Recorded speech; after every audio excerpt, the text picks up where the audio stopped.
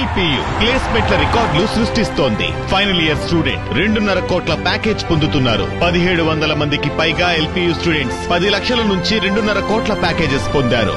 విద్యా విప్లవం ప్రారంభమైంది లవ్లీ ప్రొఫెషనల్ యూనివర్సిటీలో.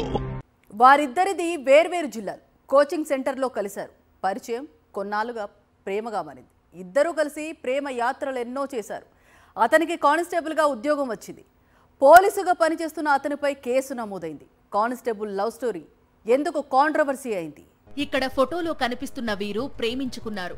కులాలు వేరైనా పెద్దలను ఒప్పించి పెళ్లి చేసుకుంటానని ఇతడు మాట ఇచ్చాడు. అతన్ని ఆమె నమ్మింది. ఎలాగూ పెళ్లి చేసుకుంటామన్న ధీమాతో వివాహానికి ముందే కలిసి తిరిగారు. కొన్నేళ్లపాటు సాగిన వీరి ప్రేమ బంధానికి తీపి గురుతులే ఈ ఫోటోలు. కాలం మారినట్టే ఇతడి మనసు మారిపోయింది. తనకు ఉద్యోగం రాగానే పెళ్లి చేసుకుంటానని చెప్పిన ఇతడు మాట మార్చాడు. ప్రేమ గీమా లేదన్నాడు. ఇన్నాళ్లు కలిసి తిరిగి ఇప్పుడు కాదు పొమ్మన్నాడు. ఇతనే సర్వస్వం అనుకున్న ఆ యువతి ఇప్పుడు పోరాటం చేస్తోంది. ఇక్కడ ఫోటోలో కనిపిస్తున్న ఇతను రఘునాథ్ గౌడ్. ఉండేది జోగులాంబ గద్వాల జిల్లా గట్టు మండలం చిన్నోనిపల్లి గ్రామంలో. ప్రభుత్వ ఉద్యోగం సంపాదించాలన్న లక్ష్యంతో హైదరాబాద్లో ఓ ప్రైవేట్ కోచింగ్ సెంటర్లో చేరాడు. అక్కడే ఖమ్మం జిల్లా యువతిని 3 ఏళ్ల క్రితం కలిశాడు. ఈ పరిచయం కాస్త స్నేహంగా మారింది. తరచూ ఫోన్లు, వాట్సాప్ మెసేజ్లతో ఇద్దరి మధ్య స్నేహం ప్రేమగా మారింది. ఒకరిని ఒకరు ఇష్టపడ్డారు. పెళ్లి చేసుకుందామని అనుకున్నారు. రఘునాథ్ గౌడ్కు జాబ్ కూడా వచ్చింది. ప్రస్తుతం శాంతినగర్ పోలీస్ స్టేషన్లో కానిస్టేబుల్గా విధులు నిర్వహిస్తున్నాడు. ఉద్యోగం వచ్చాక రఘునాథ్ గౌడ్ ప్రవర్తనలో మార్పు వచ్చిందని ఆరోపిస్తోంది ఈ యువతి. కొంతకాలంగా రఘునాథ్ గౌడ్ తనను పట్టించుకోవడం లేదని తన ఫోన్ నంబర్ను బ్లాక్ లిస్టులో పెట్టాడంటోంది. తమ ఇంటికి కూడా రఘునాథ్ గౌడ్ అనేకసార్లు వచ్చాడని చెబుతోంది. తమ తల్లిదండ్రులతో మాట్లాడాడని, మీ అమ్మాయిని ప్రేమిస్తున్నాను, నా తల్లిదండ్రులను ఒప్పించి త్వరలోనే పెళ్లి చేసుకుంటా అని భరోసా ఇచ్చాడని యువతి తెలిపింది. 3 years నుంచి మాకు పరిచయం ఉంది. 2 years బ్యాక్ మేము మ్యారేజ్ చేసుకున్నాం 2024లో. అతను ఏమన్నాడు, ట్రైనింగ్ అయిపోయి పోలీస్ జాబ్ వచ్చింది అతనికి. ట్రైనింగ్ అయిపోయినాక పెళ్లి చేసుకుందామని అన్నాడు. తీరా ట్రైనింగ్ అయిపోయిన తర్వాత జాబ్లో జాయిన్ అయినాక చేసుకుంటాడు. జాబ్లో జాయిన్ అయిన తర్వాత ఇప్పుడు చేసుకోను, నాకు వద్దు, మీ క్యాస్ట్ ఇది, మా అమ్మ వాళ్ళు ఒప్పుకోవట్లేదు, మా అన్న వాళ్ళు తిడుతున్నారు వేరే క్యాస్ట్ అనేసి అని చెప్పి ఇప్పుడు పెళ్లి చేసుకోకుండా నెంబర్ బ్లాక్ చేసి ఫోన్ కాంటాక్ట్లో లేకుండా వెళ్ళిపోయింది. ఉద్యోగం వచ్చాక మనిషి మారిపోయాడని ఆరోపిస్తోంది యువతి.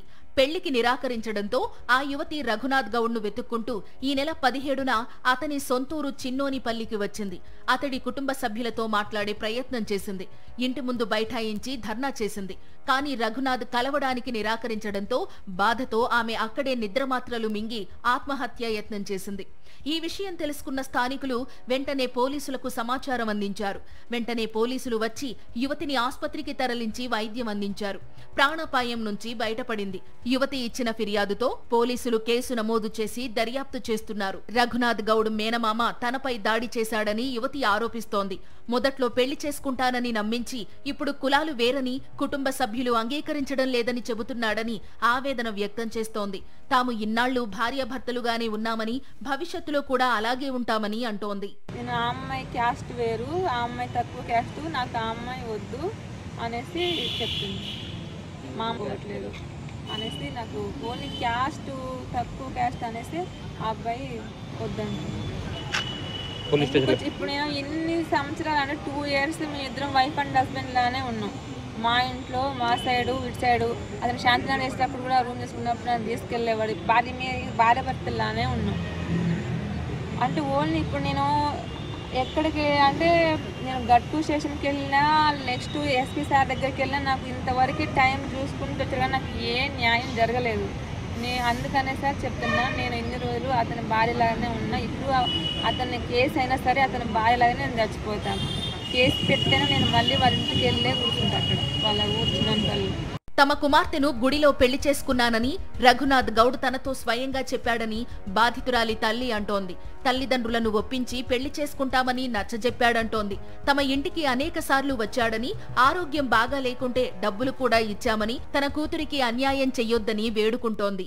పెళ్లి చేసుకుంటా, అప్పటిదాకా మీరు భయపడకండి, మిమ్మల్ని మోసం చేసినా నాకు జాబ్ ఉంది, మీకు భయపడే పని లేదు అని మాకు ఇట్లా మంచి మాయమాట చెప్పి మా ఇంటికి రావటం పోవటం, మా ఇంటికాడ ఉంటాం, మా పిల్లలతో మంచిగా ఉంటాం, ఇట్లా చేసిండు. ఇట్లా డబ్బులు ఆంటీ నాకు ఇట్లా ఇయ్యి అలాంటి కూడా 50,000 డబ్బులు కూడా ఇచ్చిన. ఆ అబ్బాయి జనం హాస్పిటల్ ఉన్నట్టు కూడా ఫోన్ పే చేసినాం డబ్బులు. మీరు డబ్బులు ఇస్తే మా అమ్మ తర్వాత అమ్మ అంటే నువ్వే, మీరు దేవతలు, అసలు మా మా అంత మంచోళ్ళు మీరు, మిమ్మల్ని ఏం మోసం చేయరు, మీరు ఏం డౌట్ వద్దు, అసలు మీరు డౌట్ పడవద్దు, నాకు జాబ్ ఉంది, మీరు డౌటే వద్దు మీకు అని మమ్మల్ని ఎంత మాయ చేసి ఇప్పుడు 10 రోజులు 20 రోజులు బట్టి ఎప్పుడు చేసింది. యువతి ఇచ్చిన ఫిర్యాదు మేరకు రఘునాథ్ గౌడ్పై పోలీసులు కేసు నమోదు చేశారు. అసలేం జరిగిందన్న దానిపై విచారణ చేస్తున్నామని, రఘునాథ్ గౌడ్ తప్పు చేసినట్టు తేలితే చట్ట ప్రకారం చర్యలు తీసుకుంటామని గద్వాల డీఎస్పీ మొగులయ్య తెలిపారు.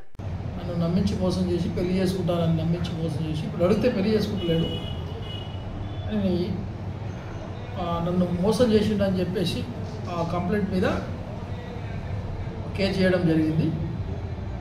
Basing on that complaint investigation is going on. ఒకవేళ ఆమె ఫర్దర్గా ఆమె స్టేట్మెంట్ కూడా ఇన్ డీటెయిల్గా రికార్డ్ చేయడం జరుగుతుంది. అందులో భాగంగా చట్ట ప్రకారంగా ఒకవేళ ఏదైతే తప్పు జరిగిందో definitely we should take action accordingly. చూశారుగా, ప్రేమ పేరు చెప్పి దగా చేయడం, ఒక్కసారిగా వరదలా ముంచేసే ప్రేమ అంతే అకస్మాత్తుగా కనుమరుగైపోయింది. అమ్మాయిలు తస్మాత్ జాగ్రత్త. ముంచేసే ప్రేమ కోసం కాదు, అర్థం చేసుకునే ప్రేమ కోసం ఎదురు చూడండి. మోసపోయే వాళ్లు ఉన్నన్ని రోజులు మోసగించే వాళ్లు ఉంటారనడానికి ఈ ఘటనే బెస్ట్ ఎగ్జాంపుల్.